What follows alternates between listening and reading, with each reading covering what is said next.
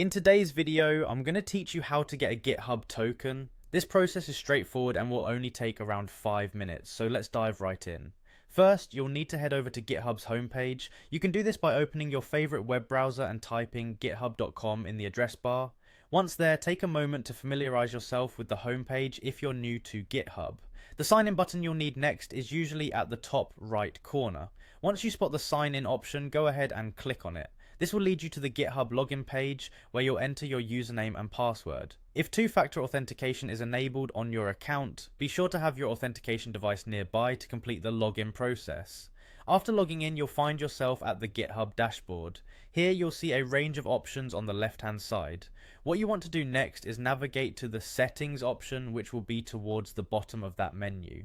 Clicking on settings provides you with access to all kinds of customization options for your GitHub account.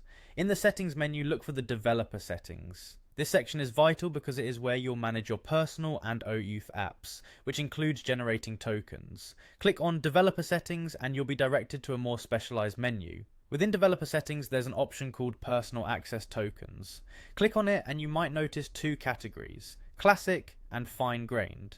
For this walkthrough, we'll focus on fine-grained tokens, which give you more control over the permissions you grant.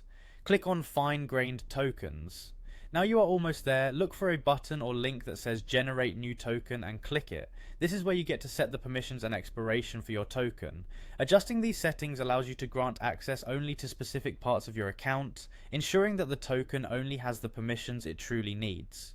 Once you've set your desired configurations, click on generate token to create your new fine-grained token. And that's it, you've successfully generated a GitHub token. It's essential to store your tokens somewhere safe because anyone with access to it can perform actions in your GitHub account based on the permissions you've set. Hopefully this guide has made the process clear and straightforward for you. Thank you for watching and see you in the next video.